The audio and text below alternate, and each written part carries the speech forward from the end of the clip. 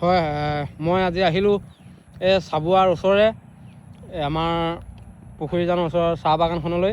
আমি আহি এজন মানুহক ইয়াত দেখিছোঁ, যিজন এই চাহ বাগানখন দেখিছে সকলোৱে, এই চাহ বাগানখনৰ অনাৰ, এই চাহ বাগানখনৰ অনাৰ লগত মই কথা পাতিম। দাদা ভালে আছে? হয়, নমস্কাৰ। এই আমি কথা এটা শুনিব পাৰিছোঁ, সেইবাবে আহিলোঁ। কওক। আপোনালোকে এই বাগানখন বোলে বিক্ৰী কৰিব ওলাইছে? হয় হয়। কিয় বিক্ৰী কৰিব ওলাইছে? নহয়, এইটো মানে আপুনি যিটো কথা শুনিছে না, সেইটো ভুল শুনিছে। যে আপোনালোক বুলি ক'লে বেয়া হ'ব না। তো মাটিটো এইটো বাগানটো মোৰে আছে না। তো মোৰ এই বাগানটো না মই বহুত দিনৰ পৰা মই বিক্ৰী কৰিম বুলি ভাবি আছিলোঁ। তো মোৰ আৰু বহুত দিগদাৰ হৈছে, তো পইচা নাই না। তো পইচাটোৰ কাৰণে আৰু মই বিক্ৰী কৰি দিম। ইয়াতে মই প্ৰশ্ন এটা কৰোঁ, আপোনাৰ ইমান ধুনীয়া বাগানটো চলি আছে, আপুনি বাগানটো বিক্ৰী কৰিব ওলাইছে এই নদীৰ কাৰণে নে বাগানটো খহনীয়া হোৱাৰ বাবে নে কিহৰ কাৰণে আপুনি বিক্ৰী কৰিব ওলাইছে? এইটো পানী আছে না, এই পানীটোৰ পৰা মোৰ বাগানটো পাতটো বহুত ভাল হৈছে। তো বাগানটোৰে মানে যিটো গছ আছে, মোৰ এই বাগানটো গছ আছে, মই দেখাই দিছোঁ না। এইটো পাত না, এইটো দুটা দুটা কলি ওলাইছে, ইমান ধুনীয়া ধুনীয়া হৈছে। এই পানীটো পূৰা মানে পানীটোৰ যিটো আছে না, এই পানীটোৰে এই গছটো পূৰা চুহি লৈছে, পানীটো চুহি লৈছে আৰু মোৰ বাগানটো পাতটো বহুত ভাল হৈছে। তো এইবাৰ মোৰ এই বাগানটো না, এইটো বাগান মানে মই বহুত পইচা পাইছোঁ, এই লাখো লাখো টকা পাইছোঁ আৰু। তো এইটো কাৰণে মোৰ বিকিবলৈ মন নাছিলে, কিন্তু মোৰ যিটো ডাঙৰ মানে ল'ৰা আছে না, এই ল'ৰাটো মোক বহুত বদমাছ। এই ৰাতি আহে আৰু 10টামান মানুহ লগাব, পাতটো চুৰ কৰিব আৰু বিক্ৰী কৰি দিব। তো এইটো কাৰণে মই মানে সদায় মই কিমান খৰচা কৰিম। তো এইটো কাৰণে মই ল'ৰাটোক গালি দি আৰু মই আমনি পাইছোঁ। তো সেইটো কাৰণে মই ভাবিছোঁ এইবাৰ এই বাগানটো না মই বিক্ৰী কৰি দিম, আৰু বিক্ৰী কৰি কিনে যিটো পইচা পাম সেইটো মই ধুনীয়াকৈ আৰু থৈ দিম আৰু মোৰ খাম আৰু পুৰা দেহত না। সেইটো কাৰণে মই মোৰ ল'ৰাটোৰ কাৰণে মই একচুৱেলি বাগানটো বিক্ৰী কৰি দিব ওলাইছোঁ। সেইকাৰণে এই বাগানটো মই একদম বিক্ৰী কৰি দিম, সেইটো কমটি পইচাতে দি দিম আৰু। চাওক ৰাইজ, মই বাগানটো দেখুৱাই আছোঁ, ইমূৰৰ পৰা সিমূৰলৈ ধৰিব নোৱাৰি, ইমানেই ডাঙৰ বাগান। আৰু আমি অনাৰক সুধিব বিচাৰিছোঁ যে, যিহেতু আমাক জনাইছে অনাৰৰ ডাঙৰ ল'ৰাজন তেওঁ অলপ বদমাছ আছে চাগে, তেওঁ এই বদমাছিটোৰ কাৰণে অনাৰে আজি চম্ভালিব পৰা নাই বাগানটো। তেওঁ বিক্ৰী কৰিছে নে তেওঁৰ কথাৰ অন্য ৰহস্য আছে, আমি জানিব বিচাৰিম। আমি ভিতৰলৈ সোমাব বিচাৰিম। যিহেতু আমি দেখাইছোঁ এই নদীৰ পাৰটো বা খহি খহি বাগানটো হয়তো কমি আহিছে, অনাৰে বিক্ৰী কৰিব ওলাইছে। এতিয়া কওক, আপোনাৰ ল'ৰাটোৱে কিবা পঢ়ি আছে নে পঢ়াৰ এই বিজনেছৰ ক্ষেত্ৰত ধৰিছে, নে তেওঁ যে ইমান ডিষ্টাৰ্ব কৰিছে, নে তেওঁ বেলেগ অন্য কিবা পথ লৈছে? মোৰ ল'ৰাটো আছে না, মোৰ ল'ৰাটো সদায় মানে একেবাৰে বাইকত মানে 3টা উঠে মোৰ বাইকটোত। তো বাইকটো প্ৰথমে ক'লে আৰু মই লৈ দিলোঁ না। তো 3টা যদি মানে উঠিছে, তো মোৰ বাইকটোত সদায় মানে সিহঁতি ক'ৰবাত গৈ কি কৰে, এই পাপা মোক পইচা দে। তো তেনেকৈ কৈ না, মই সদায় পইচা ক'ৰ পৰা দিম? তো পইচাটো দি দি মই আমনি পাই গৈছোঁ। আৰু এই ছয়তান দুটা লগত আছে না, এই দুটা মই খুব পিটিব মন গৈছে। তো সিহঁতি মোৰ ল'ৰাটো বৰবাদি কৰি দিছে নহয় একেবাৰে। কিয় মানে মোৰ ল'ৰাটোৱে কেতিয়াও মানে বেয়া বস্তু নাখায়, আৰু এইকেইটা ল'ৰাই লগ পাই মোৰ ল'ৰাটোক বেয়া বস্তু খুৰাই খুৰাই খুৰাই খুৰাই খুৰাই বৰবাদ কৰি দিছে না। সেইটো কাৰণে মই ভাবিছোঁ কিমান পইচা দি থাকিম। সেইটো কাৰণে এই পাতটো মানে চুৰ কৰি না এই বিক্ৰী কৰি কৰি পইচা লৈছে, মই দিব নোৱাৰিছোঁ আৰু। সেইটো কাৰণে মোৰ বাটটো দেখিছে না, এইটোত একোৱেই মাল নাইকিয়া হৈ গৈছে। মই বাগানটোত আছোঁ, মই একদম শেষ হৈ গৈছোঁ আৰু। সেইটো কাৰণে মই খুব কমটি পইচাতে একটা গছ আছে না, একটা গছত মই 500 টকাকৈ এৰি দিম। মোৰ ইয়াত বহুতটা গছ আছে, মই একটা গছত 500 টকাকৈ মই এৰি দিম। আমি আপোনাক সুধিব বিচাৰিছোঁ, আপুনি গছৰ হিচাপত বিক্ৰী কৰিব নে বিঘা হিচাপত বিক্ৰী কৰিব? না না না, মইতো ভাবিছোঁ এইটো গোটেইটো একেবাৰে দি দিম বুলি ভাবিছিলোঁ, কিন্তু মই ভাবিলোঁ গছটো যিহেতু মানে সৰু সৰু আছে না, সেইটো কাৰণে গছটো বয়সটো কম আছে। সেইটো কাৰণে মই এটা এটা গছত মই 500 টকাকৈ এৰি দিম।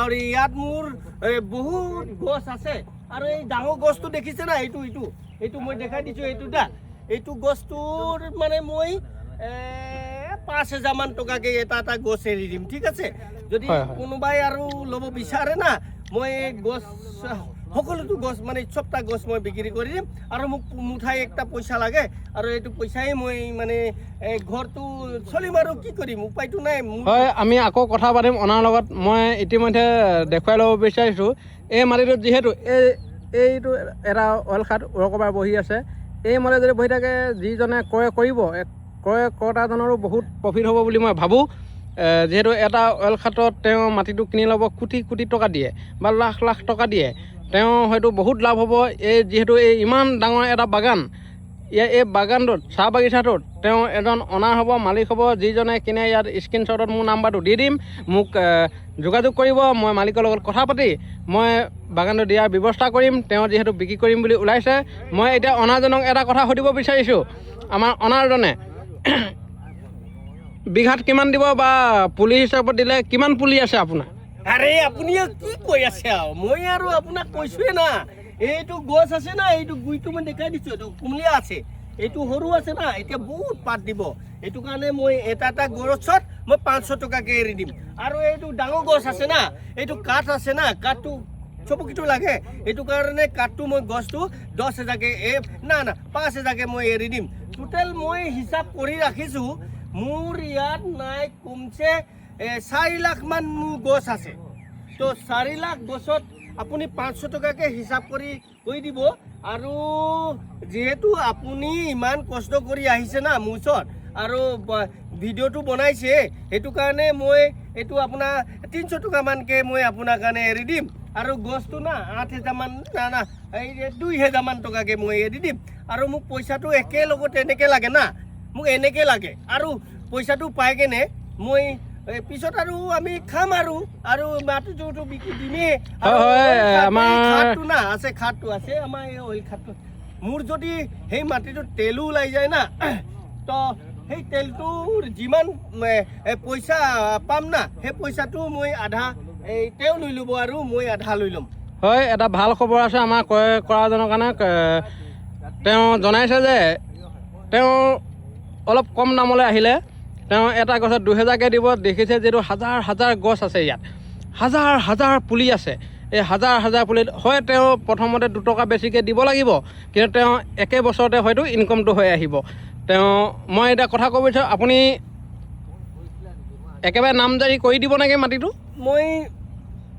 মই এটা গছত মই যিহেতু 300 টকা ক'লোঁ আপোনাৰ মাটিটো মই নামজাৰি কৰি দিম আৰু মোৰ সম্পূৰ্ণ পটা আছে না মাটিটো এই মাটিটো মই দাগ নম্বৰ আৰু এতিয়া আপোনাৰ লগত যে আহিছে এই বডিগাৰ্ড হয় এওঁলোক আপোনালোকৰে নেকি হয় এইজন মোৰ মুনি হয় এইজনে মোৰ গোটেই বাগানটো চাই আছে হা আৰু এইজন মোৰ বাগানটো চাই আছে তো এইজন অকণমান চৈতানি আছিলে মোৰ ল'ৰাটোৰ লগত পৰি ৰাতি ৰাতি পাতটো চু কৰি লৈ যায় না তো এতিয়া ভাল হৈ গৈছে এতিয়া মই বিক্ৰী কৰি দিছোঁ না হয় মই সুধিব বিচাৰিছোঁ আপুনি মালিকৰ ডাঙৰ ল'ৰাটোৰ লগত পৰি আপুনি পাত নিয়ে নেকি নহয় দাদা ক'ত কেনেকৈ নিয়ে কেইটকাকৈ দিয়ে মোৰে মাটি বুলি কয় আৰু তুমি কোন তোমাক পাপাই পইচা দিছে এনেকৈ কয় আৰু মোক পুৰা দম দি পিনি লৈ হয় এইজনৰ গাত দুখ নাই এজন হ'ল ইয়াত চাকৰি কৰি আছে মালিকে যিটো কৰে তেওঁ